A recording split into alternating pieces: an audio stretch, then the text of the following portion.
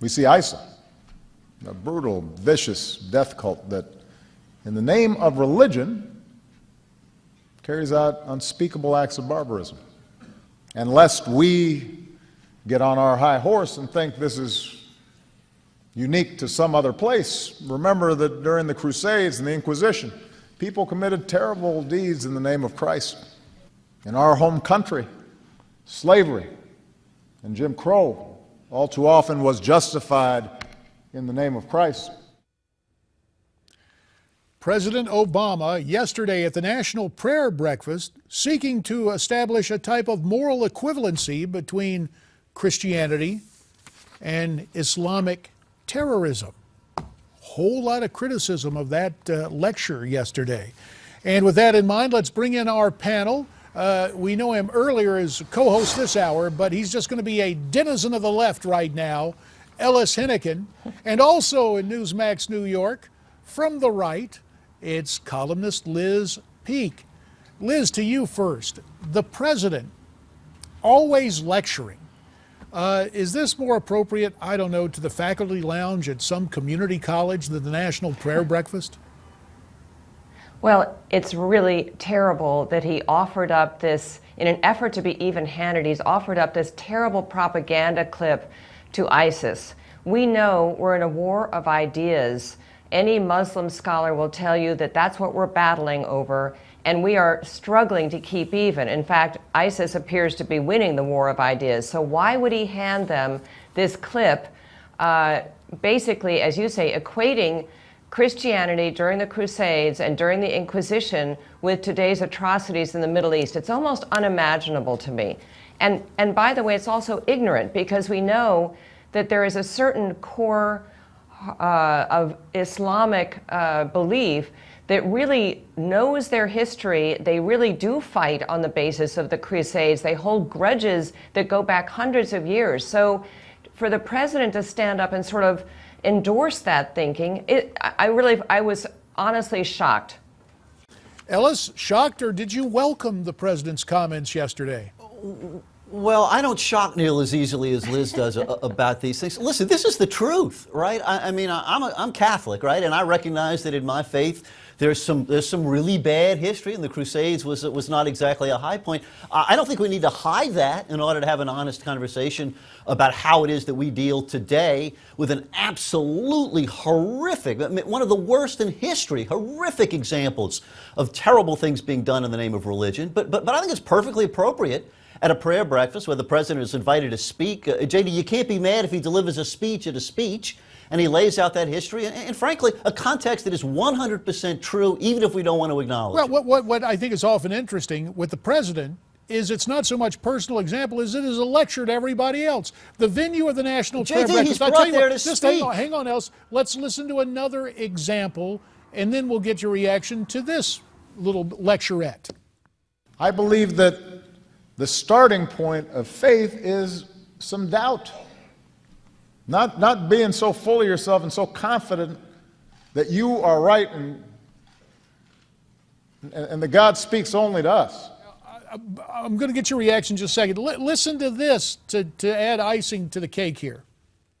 So this is not unique to one group or one religion. There is a tendency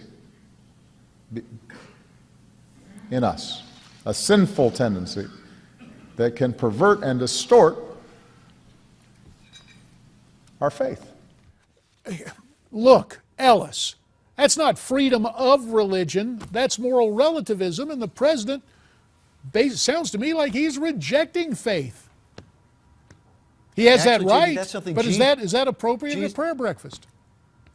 JD, I think actually that's something Jesus warned us about, of thinking that we are holier than thou, that only our way is the only way. You know what? If you're going to address these things in a complicated world, you can't just be sloganeering and jingoistic about it. You have to recognize where they come from and what it is we're going to do. And this is the most important part, guys. What are we going to do to fight it effectively? We have got to win a battle for the hearts and minds of these people. We got to convince them that we're right and they're wrong. 30 seconds, yes, the last word to Liz. Doing that.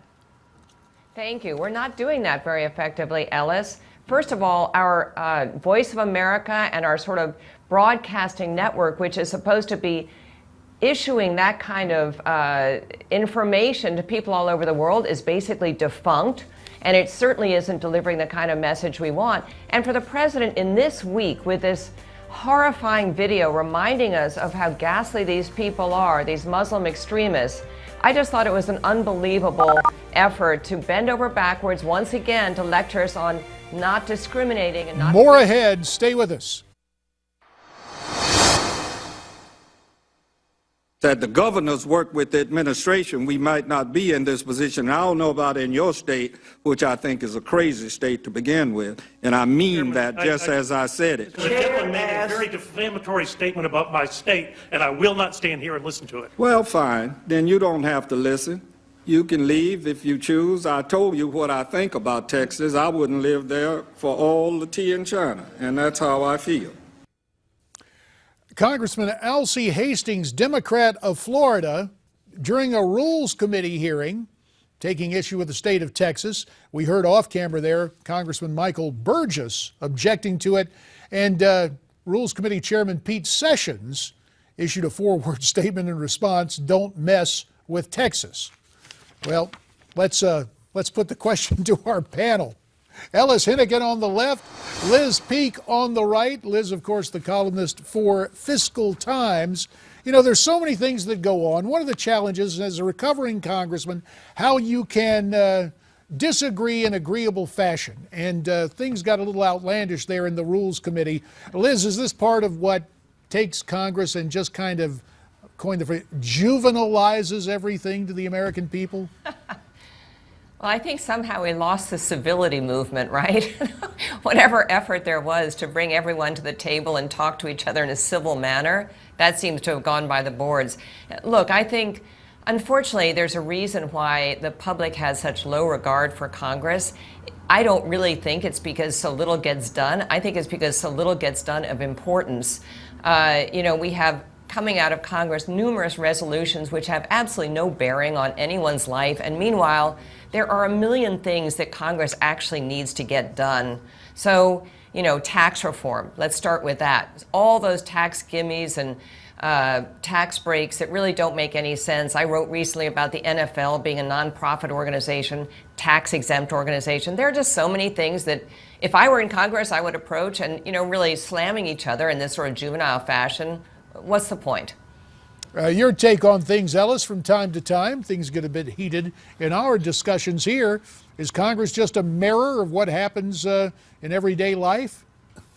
Everyday third grade, I guess. Listen, guys, I'm a little bit of a disadvantage in this one because I come from Louisiana, and a lot of people think that Louisiana is a crazy state. In fact, many of us who come from Louisiana think it's a crazy state. Here's the one thing that's refreshing about that, though, and Ellis Hastings is not a perfect messenger, let's acknowledge that, but is that, he's talking what he thinks. I mean, he's not bowing to all that, the gentleman from the great state of, he said, listen, I hate your state. You come from a dumb state. You know what? I don't love all states equally, and I bet you guys don't either, and, it's slightly refreshing to hear some politician actually say what he thinks. Oh, gee, now this is very interesting because... Do you love all states equally?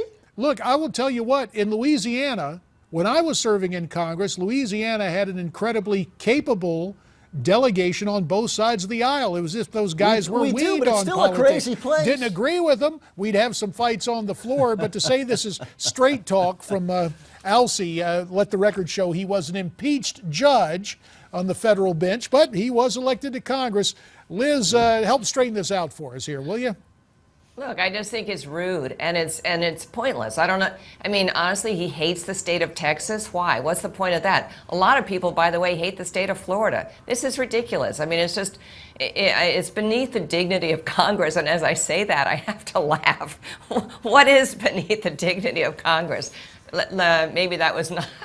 Well, that may not be a standard we want to keep. I think what this proves is there is a time-honored tradition of bashing Congress. And of course, as a recovering congressman, regardless of political philosophy and the state you represent, you try to get the voters to go, Congress as an institution stinks, but my member is okay. And that tends to be the methodology on both sides of the aisle. In the interim, Ellis Henican and Liz Peek, we thank you for a civil yet impassioned discussion. It got a bit whimsical after the break, but that's what happens when we take a look at my former colleagues in Congress. To you both, our thanks as you join us there from Newsmax, New York. And the fact that I'm a recovering member of Congress notwithstanding, when we return, the way I see it. So stay with us.